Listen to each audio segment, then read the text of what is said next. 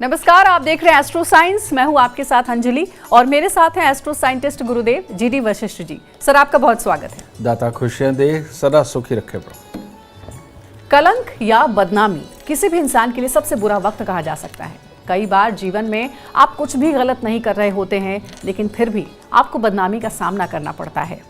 किसी जातक के कलंक बेवजह बदनामी का सामना करना ही पड़ता है, तो इसके पीछे ग्रह दशा के बारे में हम जानकारी लेंगे गुरुदेव से, और साथ ही गुरुदेव आपको बताएंगे बहुत ही अचूक उपाय जो आपको बदनामी से निकालने में कारगर होगा। साथ ही साथ जानेंगे आपकी राशि का पूरे दिन का हाल। तो गुरुदेव, सबसे पहले जानते हैं कि कुंडली में ऐसे कौन से योग बनते हैं जो किसी व्यक्ति की बदनामी भी करवा सकते हैं। बड़ा ताज्जुब होगा आप सबको ये सुनकर के जो आज मैं बताने जा रहा हूँ। जन्म कुंडली के अंदर बृहस्पति अगर किसी भी खराब पोजीशन के अंदर है, जो आज से पहले आपने ये बात सुनी नहीं होती, तो वो बदनामियों का कारक बनता है। क्योंकि ऐसे इंसान की सोच समझ ऐसी होती है कि मॉडर्न ज़माने को वो तवज्जो देता है, और सामने जो कोई लोग भी बुरा करने वाले होते हैं उनसे इंस्पायर होता है, और उनसे इंस्पायर होकर के वो एक अच्छेपन के जामे में अपनी सोच को लपेट करके वो टक्कर देने के लिए खड़ा होता है। तो जैसे मैं इसका एग्जांपल देता हूँ, जैसे दुनिया बहुत बुरी है, पैसा बचाती है और टाइम पे पैसा नहीं देगी, तो ऐसा इंसान भी ऐसे ही काम करेगा कि पहले पैसा लेगा फिर काम करेगा। दूसरा कि ये आदमी मेरे को बाद में डिच करके चला जाएगा, मुझे पता है, इसके लिए मैं पहले से ही कोई और अवस्था तैयार करके रखूँ। तो यानी कि भरोसा किसी पे ना करना, ये अपनी बदनामियों के पहले सीन क्रिएट करता है, और जो आसपास के माहौल के अंदर अपने आप को बदनाम कर देता है कि ये तो किसी का भी सगा नहीं है। ठीक है ना।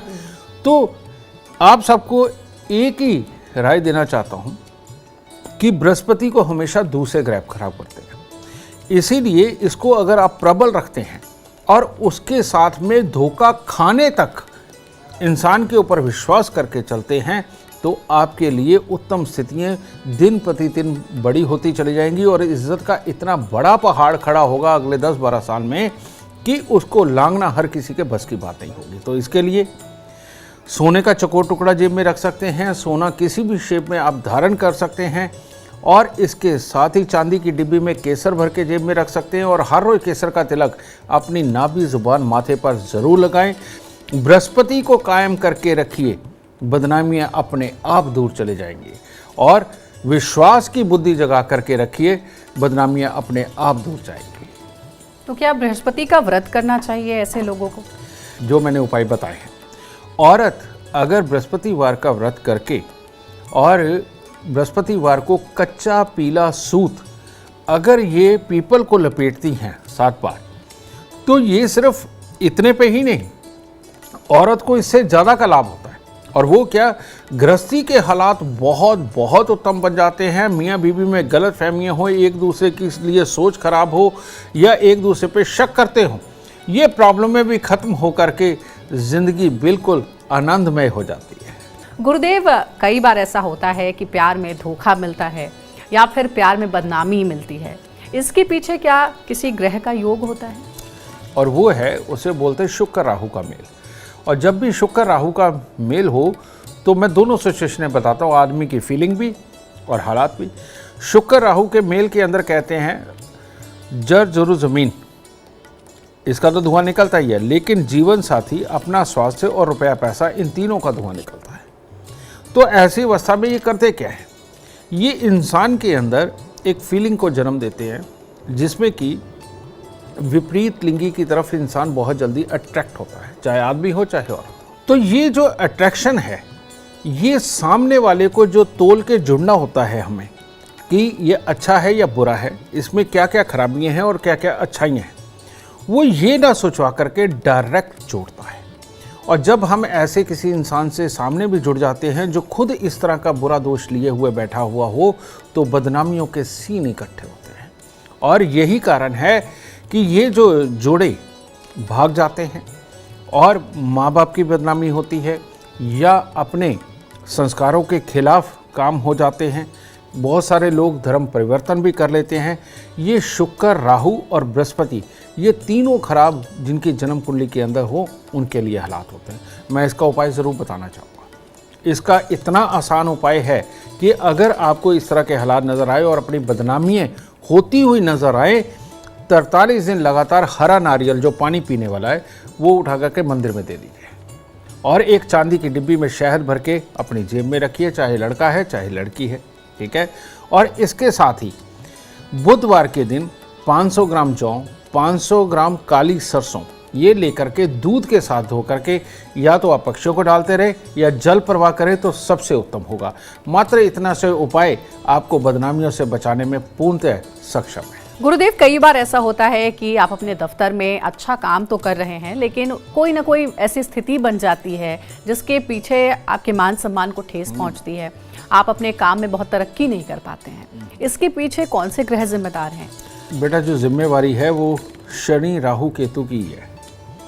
और आप देखते हैं कि जो भी एक अमीर आदमी होता है, चाहे उसका नाम दुनिया में हो ना हो, लेकिन अपने संस्थान में वो अमीर आदमी अगर है तो बेटा उसकी बदनामी तो ज़रूर होनी होती है, उसके लिए बातें ज़रूर होती हैं, ठीक है।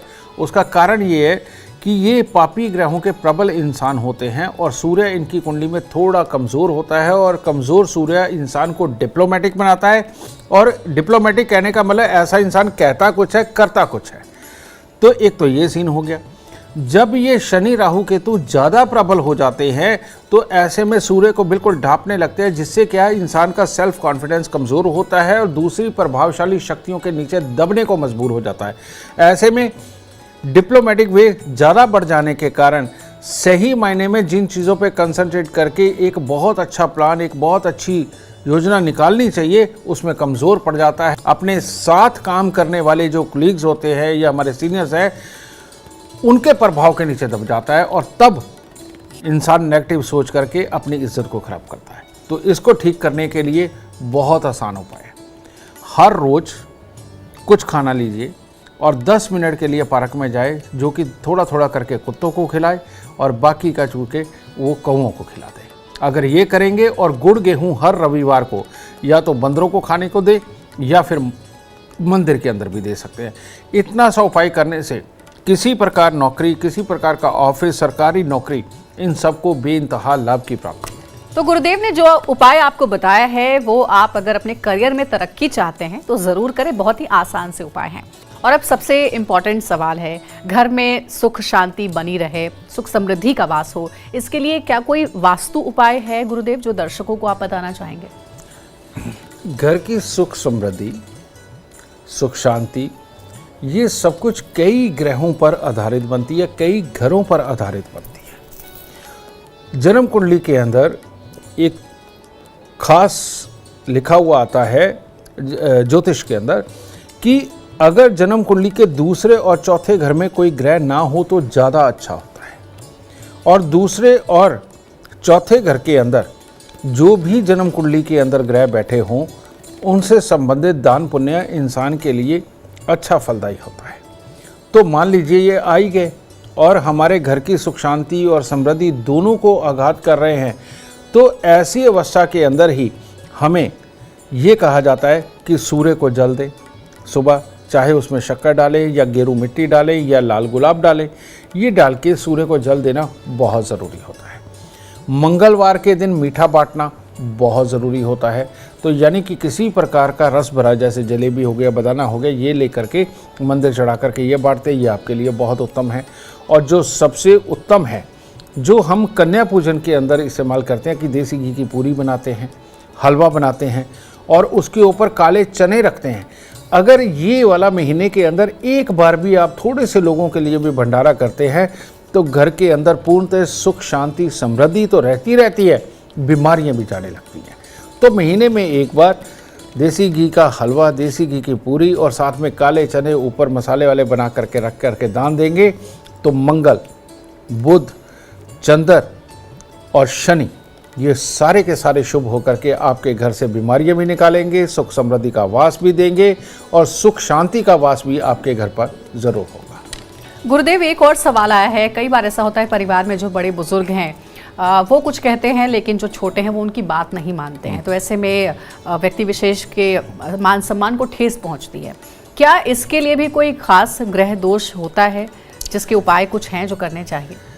पहले तो ग्रह दोष ही सिर्फ काम करता था, लेकिन अब युग यहाँ पे जा रहा है, यहाँ पर हमारी हरकतें भी ये चीज़ पैदा कर रही है। कैसे? आजकल शराब और मांस का प्रयोग आम हो गया है, और शराब पीना यानी कि शनि को प्रबल करना, ठीक है, मांस खाना यानी कि शनि और राहु को प्रबल करना।